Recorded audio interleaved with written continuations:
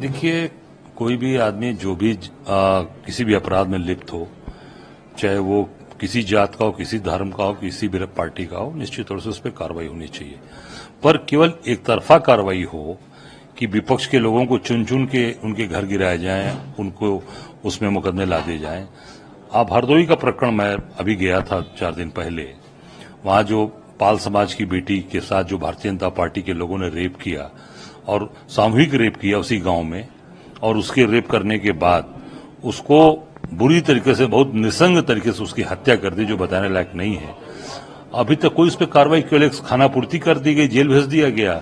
अभी तक न उसके घर में बुलडोजर चला, न कोई कार्रवाई हुई, न कहीं पर भी उनके जो भी उनके परिजन हैं उनके खिलाफ कार्रवाई की गई। मैं समझता हूं कि पूरी तरीके से बहुत ही उस पर जो है उनको मैं समझता एक तरफा कार्रवाई की जा रही है, ये गलत है। और एक समान एक रूपता के साथ, एक समानता के साथ कार्रवाई करें। कोई भी अपराधी हो, किसी पार्टी का, उसके ऊपर कार्रवाई होनी चाहिए। पर भारतीय जनता पार्टी के लोगों को बचाया जा रहा है, ये बहुत ही शर्मनाक और बहुत दुखद घटना है।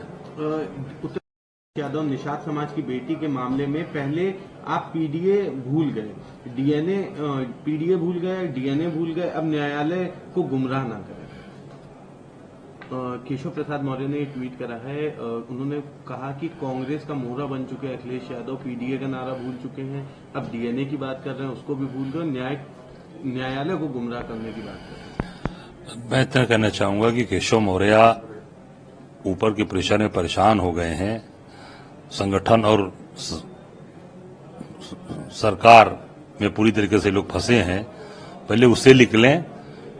मैं समझता हूं कि ऊपर की कठपुतली बनकर काम कर रहे हैं केंद्र की, उससे निकले, बाहर काम करें। जनता काम चाहती है, जनता विकास चाहती है, उसके लिए जनता ने वोट दिया है।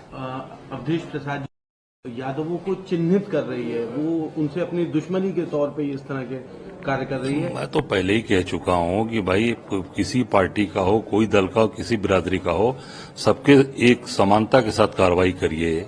हरदोई में भाजपा के लोगों को बचा रहे हो और अयोध्या में बुलडोजर चल रहा है।